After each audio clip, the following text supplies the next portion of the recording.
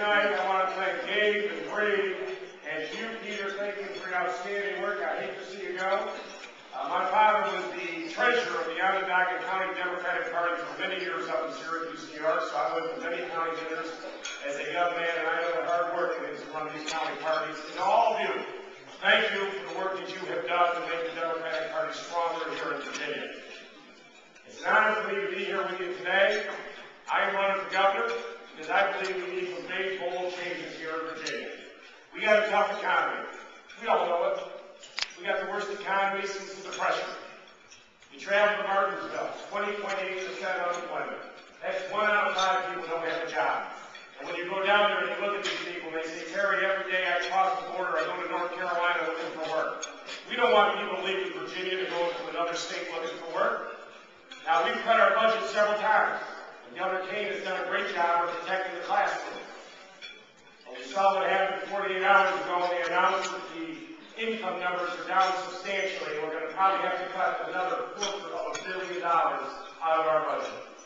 I've said from the beginning of this, I don't believe that you raise taxes in a down economy. It's the worst thing that you could possibly do to folks. I think what we have to focus on is generating new jobs, generating income.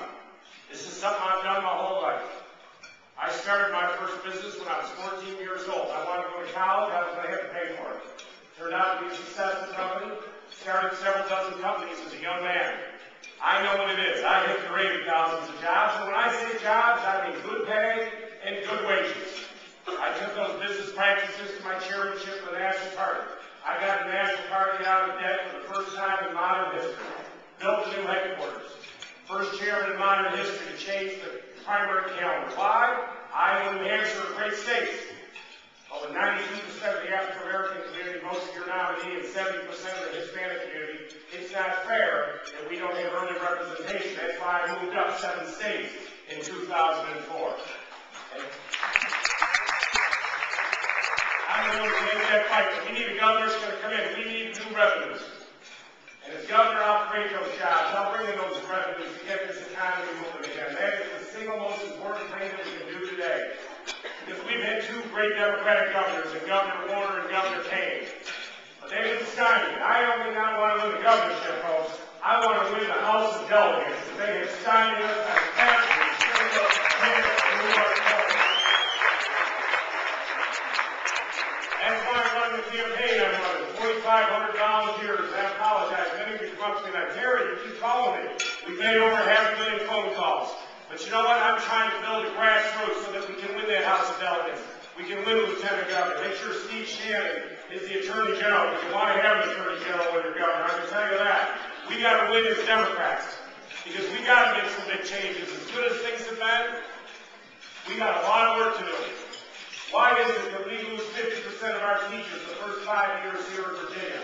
They leave the profession, or they go to Philadelphia, District of Columbia. I'll tell you why. If you're a teacher in the District of Columbia or Maryland or North Carolina, guess what? You make $14,000 more on average than you do a teacher here in Virginia. That's a disgrace. We need to pay our teachers. Keep our teachers here in Virginia. And I'll raise that pay in American America. Why is it the other day that the National Council on Higher Education just gave Virginia an F on college affordability? We are the 9th highest per capita income in the United States of America. We should never get an F on anything. That's why I have a Scholars for Service program.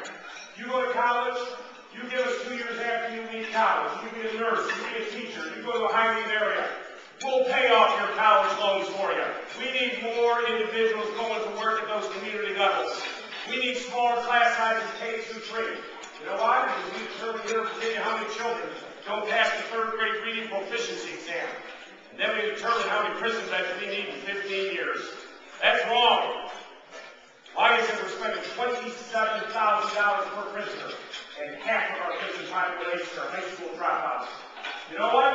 You want to make good business sense? You want to do the right thing? Let's make sure every child can read by the time they leave 3rd grade. Let's invest in smaller class sizes. I want to make sure that we have pre-K accessible to every child. You know why? Because we need to make sure that we have the greatest children out there, the greatest workforce. I agree. We need high-speed rail. We need alternative energy. We need wind farms. We need to make sure we're doing biomass, biodiesel.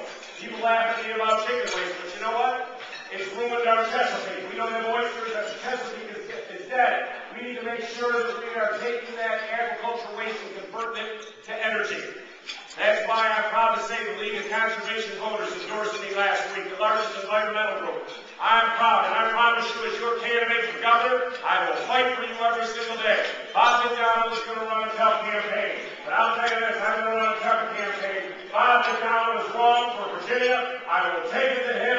I will lead a revolution here in Virginia to make us #1 on energy, education, transportation, jobs.